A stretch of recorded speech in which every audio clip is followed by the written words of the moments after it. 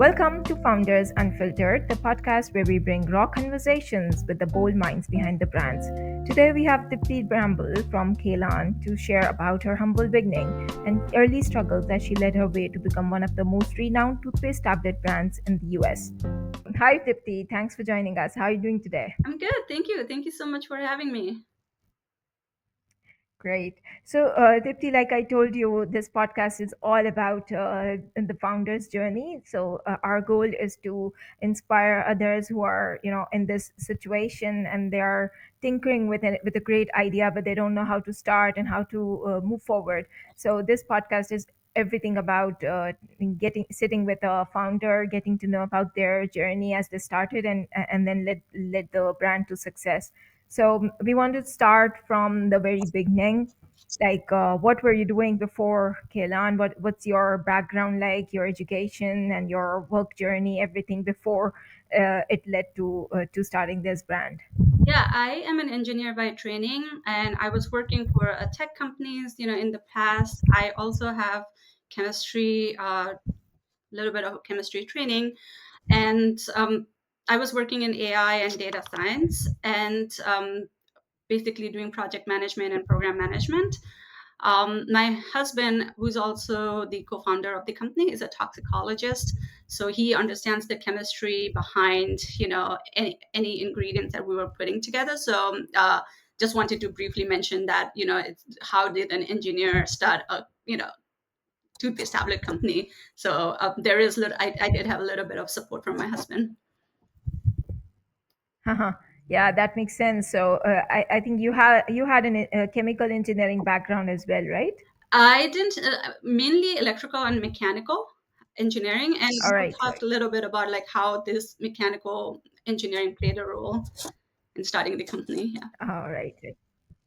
Right. And so, how did you like? What was the source of inspiration when you started Kaylaan? Why toothpaste tablets and why Kaylaan? Yeah, definitely. So I'm originally from the Himalayas. When I was a kid, my family did all of our shopping by carrying our own bags and reusing the bags, right? Plastic was scarce, so we reused everything we could. Fast forward coming to America, I was so excited to see endless selection of products and thinking these are all recyclable because of the logo that it had. So I purchased things without feeling guilty that they are wrapped in plastic. But very quickly, I learned the plastic problems and the confusion around, what is recyclable and what is not recyclable. So it is so much of a work to, put the plastic and like to think whether this belongs in the recyclable or like in a trash. So a lot of people end up either throwing it in the trash, and plastic that are not recyclable, when they throw it in the recyclable bin, then that kind of contaminates the entire bin, right? So then that gets tossed away. So I started looking for an alternative solutions, making changes at home, eliminating plastic where possible. But I was fully on climate anxiety. I wanted to do something about it. And this is when my husband Wells and I decided to put our brains together and use our skills to come up with a product. And obviously we knew that we couldn't be solving all the plastic problem, but we just wanted to be like a small solution to the larger problem of plastic. And why did we choose oral care? So when we did the audit of our household trash, we, realized like, wow, toothpaste tubes were everywhere, and everyone, whether you are here in the US or globally, everyone uses toothpaste, right? So that's a lot of toothpaste tubes that gets generated, and none of the toothpaste tubes, they never get recycled at all. So I'm sure like the first toothpaste that was manufactured and put in a plastic container is still floating somewhere in the world, right? So that kind of stuck Wow. with us, and we started like doing researching, experimenting at home, and then just decided to dive in and do something about it. Great. So I think a lot of inspiration for Kailan came from your being from Himalayan roots and your being from the mountains where you consumed less plastic and you were so conscious about the environment because you had been there, you had been from that environment. let's talk about the early struggles that you went through when you were getting the composition right, the chemical composition right. Mhm. Now I know that a lot of support came from your husband, being from a chemical Mhm. engineering background, but I'm sure there must have been a lot of struggles over there getting the composition right and getting the formula, the texture and the taste. Everything needs to be perfect when you're messing with toothpaste. Yeah, exactly. Yeah, and I also want to like touch on, like, yes, growing up in the Himalayas, sustainability wasn't a choice. It's just like how you live, right? You use what you need and you waste as little as possible. So when I received my US citizenship, I felt like life gave me another opportunity, a fresh start. So I wanted to build something of my own, and I wanted to create something that mattered, right? Like, and still like comes from the same place of intention from sustainability perspective. So yeah, when we started, the first step of any project is research, right? A lot of research. We did our own R&D. Usually people, outsource R&D and D and formulation, but we wanted to have full control of the product that we wanted to create. So we started by listing clean ingredients, that actually works and that actually tastes good and that actually helps you tackle, the oral care problems, right? Like no gingivitis, plaque, and all this stuff, So we focused on then that part first, and then came the tableting. We have chemistry knowledge, but we had no idea how to make tablets at all. We had zero tableting experience. So we had to learn everything on the job. So our first machine that we purchased is a hand crank machine. So you're cranking tablets, but that is not sustainable, right? So we upgraded from hand cranking. It was just the hand crank machine was just to see, whether we can form a tablet or not. So once that was success, we upgraded to a little bit better machine, and it took us exactly 87 trials to make, like, to create a product that is not only tastes good but also like works, like I mentioned. And because just like any startup, we started in the garage. We shared the samples with friends and family. We received feedback. Kept iterating it, and until we like, all right, this is the product that is marketable. And the other challenge that we encountered was chewable toothpaste tablets was a new concept, right? We all are so used to squeezing the toothpaste. So when we would give the toothpaste to people, it was like, hey, just chew and brush. So we would get a lot of like questions, and people would be like, what is this even, like, is this a gimmick, like, does this even work? They had lots and lots of questions. So there was a lot of educational and awareness that we had to focus on, like, early on. Yeah, yeah, definitely. So I was, looking at this whole concept of toothpaste tablets, and I saw that the first toothpaste tablet was actually, developed in 2003, I guess. Mhm. But then the concept really started to take off in 2021, and I think that's exactly around the time when Kaylaan launched. Is that correct? Yeah, that was a perfect timing for us. So yeah, it was when people were starting to be very curious about sustainability and the plastic waste. Yeah. And it was like a good coming together of, like, we had the skills and tools, and now we are learning how to make tablets, and there is this curiosity from people. So the curiosity met kind of action, right? So yeah. Yeah.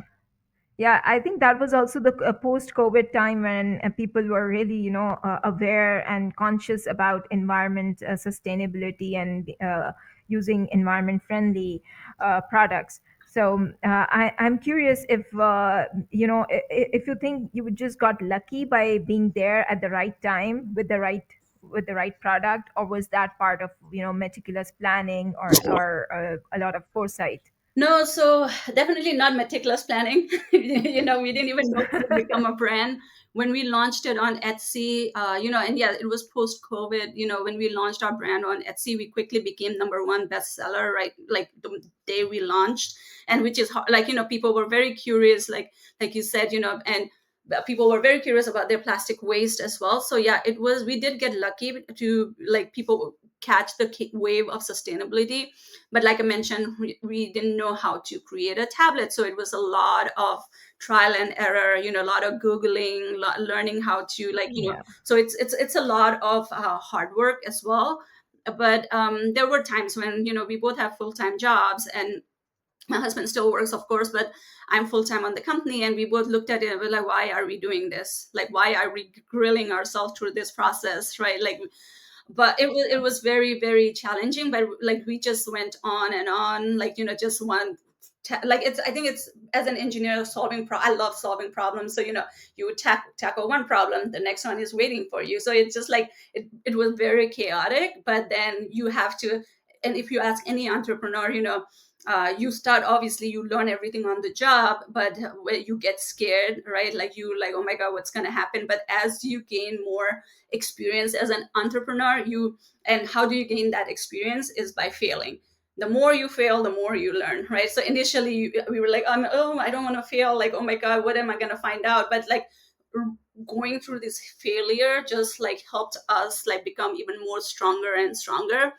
So yeah, a luck played a little bit of a role, but like, it can only take you so far. It's just like hard work, and you have to be crazy to do something. And I think I am crazy to not giving up.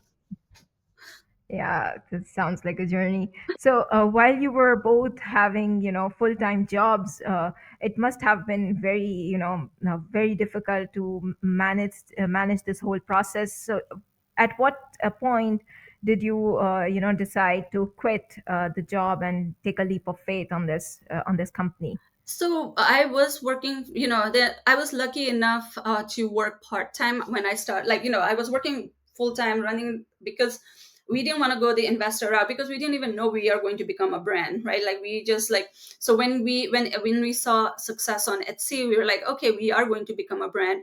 So again, still working, like, what kind of brand we want to become, right? Like, why are we doing this? That was the main focus for us. So we didn't, like, we were not trying to go viral or anything. We wanted to create a company that we want to work for, right? Like, that is sustainability. You're not just greenwashing, so that was important. We got our B Corp certification, and then at that time we only consulted on our two dentists the importance of fluoride in a toothpaste. So they were very keen, and they were very adamant that you should have fluoride in your toothpaste. So we went focused on working with FDA processes and everything. But at that time I was still working full time, and then as we started making progress, I jumped to part time. And then when we knew, like, like, I think a year ago, like I said, I was very lucky to work part time and then run the company. And we didn't like want to go the investor route, because we wanted to first showcase that this product works, and we can generate revenue. And so, which means, like, you have to work to pay for the marketing and all the machines, that all this stuff we pay, like, we needed. So but then last year is when I came on board full time, to run the company, because it was just like needed to, it was just unmanageable. Either you did, like, our growth would have stagnant, or like, to keep growing, that was necessary. And it was a good decision, Okay. because coming, Yeah. yeah, full time, like now. And also, I didn't have any marketing experience, right? So now I am slowly learning the marketing, asking the right questions and all that. And number one thing as an entrepreneur, uh, which I never like even took one marketing class. If you come from an engineering or medical background or chemical pharma background, they're so focused on science, science, science. They don't teach you anything about marketing. But I think, in my opinion, like, marketing is the first thing. You can have a like, a really bad product and great marketing, or in our case, like, we have a great product, but we're not very good at marketing. So I think, like, as an entrepreneur, like, number one, when you decide to become an entrepreneur, take a couple of classes on marketing. Yeah. And I think you have done a great job because everywhere, like in my research, when I was researching toothpaste tablet brands, Mhm. everywhere, wherever toothpaste tablet is mentioned, there is your brand. Yeah. So you must have done a very good job at marketing.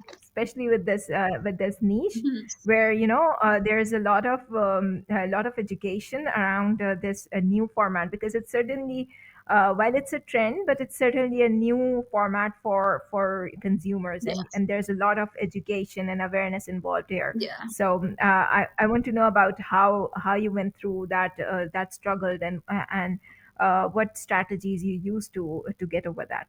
To grow the company, yeah. So initially, like I said, Etsy, then we bootstrapped our Shopify, website. So we started selling on our website.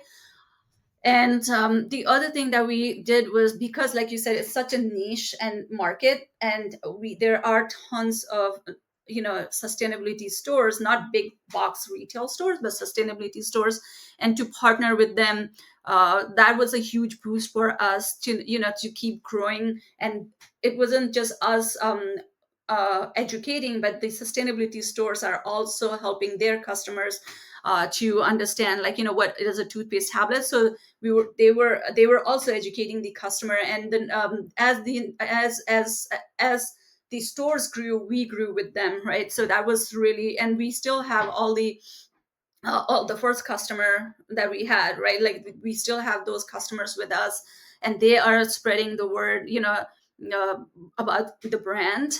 And then we started, like, so from niche, we had two types of customers, right? One is customers who are already looking for eco-friendly products, and people customers who are curious, right? So that was good. But then when we launched on Amazon, we just kept learning so many issues and fixing those issues, because now we opened the market, like, to the broader audience. And then that's when we realized, like, being in the broader audience head, and most of the feedback, the initial feedback that we received from Amazon was, even though the ratings was terrible, but it helped us, like, even further make our product better.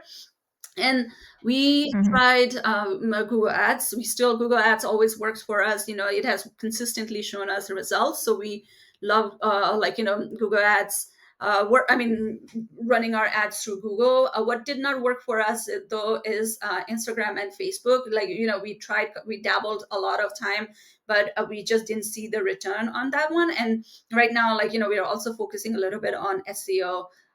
And then finally is we just recently optimized our website, so to increase the conversion. So we are tackling email marketing as well, like, so. And the last thing Mhm. is, we are going through rebranding, repackaging. And it was a bootstrap company initially, right? Like, so whatever, like, you Google, and like, you Google trial and error, and you create a brand. But now, like, with the Mhm. rebranding, as we are growing, we want to, like, bring the professionals in. So now we have professionals who are helping us through this. And because we are the only brand that adds, I mean, there's a few, one or two other brands, but we are the only brand that adds, like, fluoride to the toothpaste tablets. And we are the only brand. That's the good thing about being a manufacturer, is we can control on number of flavors, right? We are the only one that has, like, five exotic flavors. So if not everyone likes mint, right? And that has helped us, even, like, open a broader audience. Like, initially it was just adults, but now strawberry toothpaste tablet is one of our best amongst kids. Mhm. Great. Sounds great. So, yeah, and when I think about toothpaste tablet, I think one of the benefits of using a tablet, apart from sustainability, is also like it's so much easier and so much less messier. So your morning routine gets less messy. So I have kids, and if I don't know how many times I have told my son not to squeeze the toothpaste uh, so much, but every time he does that, the sink is always filled with, and Yeah. it's so much waste. You're wasting so much product there. Yeah. So it has definitely, like, I think it still has the opportunity, because as you increase awareness through SEO, through content creation, it will your I think there is a great opportunity out there. Yeah, totally. Yeah. And we did so from customer perspective, and we have customers who like mints. We have customers who like strawberry, which is like the young kids. Now, We also have cinnamon flavor, which is like people for elderly, right? Like they can't, who have sensitive teeth. So we like we're trying to cover all the ages, and provide them solution. And this didn't just this one is based, like I mentioned to you, like, it's just based on feedback. People would write, hey, my grandma has sensitive teeth, can you make this? Like, oh, we never even thought about it. So we create, and then we got a lot of like emails and feedback from moms, like exactly what you said. I have two kids, they create a huge mess. I am a busy mom, I don't have time to clean after, like, hey, you're cleaning after the entire house, and Yeah. now you have to scrub the sink, like, can you come up? So we came up with strawberry and watermelon. And strawberry is like, we don't do any, we don't even, like, from SEO perspective, and we don't even spend anything on ads for strawberry. It's just like, from SEO point of view, like, I understand the challenge of moms. Yeah, yeah. Definitely. So, uh, yeah, so I've seen Kaylaan. I think you are focusing only on online only sales, or do you have some offline channels as well? Yeah, so the sustainability stores that I was mentioning to you, those are small brick and mortar Yeah, stores here. So we are selling, like, offline as well. Right now, because with our current situation and setup, we will not be able to scale to go like with big offline, big retailers. So we are now spending, and investing on bigger machines, bigger warehouse, so that we can, fulfill the orders. So that would be our goal for, hopefully, next year. okay, great. So how do you think like tools like Shopify have helped you, scale your growth online? So Shopify, we love Shopify. Like, we've changed. So when we launched Bootstrapped, we just used the free version. But like, I think all the integration with Shopify is makes your life so much easier, right? Like, you're not just like creating the website, but then it gives you all the data that you need. Obviously, you have to use Google Analytics, ads, and everything, and create your own reports. So that's the good thing about Shopify, and also all the integration. And it's not just from entrepreneur or business perspective. Of course, I have tech knowledge, so I know how to use Shopify. But I think what Shopify has done so well is, like, making it so easy for anyone to come drag and drop, and if they want to launch their idea. And I think they have a free version, which is amazing. Like, if you are starting out, you don't know anything, then you can start your free version. We are on like the paid version, not the highest paid, but like, it does the job. But yeah, it's been great. And we've been using Shopify and Capital as well, like, when during the busy season. So this is how we've been able to, they see our growth, then, they give us funding as well, which is pretty awesome. We love it. Yeah. And and it also makes our developers life easier, right? Like, the less custom work you do, the better it is. Yeah, definitely. It's also good for your site's speed and Exactly. SEO performance and everything. Yeah. Yeah. So, are you using any kind of features like subscription, and has it really helped you in any way? Yeah, so we are using subscription. We use App Store for now. Like, we were using, like, I think we changed a couple of times, but yeah, subscription is, it really helps us for that steady revenue. And that list is growing, and that's the good thing with our new. What usually the customers do, this is the path that they take. So if you have never heard of toothpaste tablets, then we have this trial version. I'm sure you saw it on our website, and we offer fluoride and non-fluoride both, so you can try all the flavors of toothpaste tablets. And then you're like, oh, I like, you pick which one you want, and then people end up ordering one time, and they're like, for travel, most of the people start with like, oh, I'm gonna carry this for travel, but then they're like, I'm eliminating so much plastic waste, so, and then they end up subscribing. So that subscription is steadily, like, we are very happy that the subscription is, is growing. like I said, we just redid the website, so we're not like pushing unlike other brands. It's like subscribe. Right now we have like by default purchase one time. If you like it, then subscribe. Okay. So that strategy has been working for us. Yeah. Yeah, and I think this is one of the good things about this product in this niche, that because it's a continuous the need of the consumer, so you Mm. can really benefit from the subscription model Yeah. and get a predictable revenue. So yeah, And a lot of amazing. yeah, and a lot of people ask me, and I know you didn't ask me this question, but I'll just say it, like, every if you look at every other brand, they have 62 counts of toothpaste tablets, right? They are thinking like, okay, for one person, right? If you brush your teeth twice a day, it helps you. What if you have friends and family? Are you going to say bring your own toothpaste? Right? Like, what if you want to brush your teeth, like, three times sometimes? Like, then do you want to scramble? Like, yeah. So that's why we do so 90 tabs, because it helps you, because it help a it your 1 month is done, and there is a little bit of a redundancy, so like when by the time the order gets placed, by the time we ship, you're already losing 1 week. And from carbon footprint perspective, we use USPS, so we don't do the fastest, we're not doing the fastest Amazon, like, so it does take 5 days. So that's why we like sell it for like 90 tabs. And then the cost wise, it's exactly the same cost. Like, if you go look at other brands, you get, I think you get charged. I think that it's more expensive than our brand, to be very honest. Mhm. Right, amazing, amazing. It's been such an inspiring conversation, Deepti. Thanks for sharing the real, unfiltered journey behind Kaylaan. I'm sure it would be a valuable episode for our listeners who are hustling and trying to get the big idea out. So, what's one last advice you would give to someone who's just started out or struggling to reach the other end? Yeah, as an entrepreneur, like if you different get into this entrepreneur journey, the biggest thing that helped me is why, right?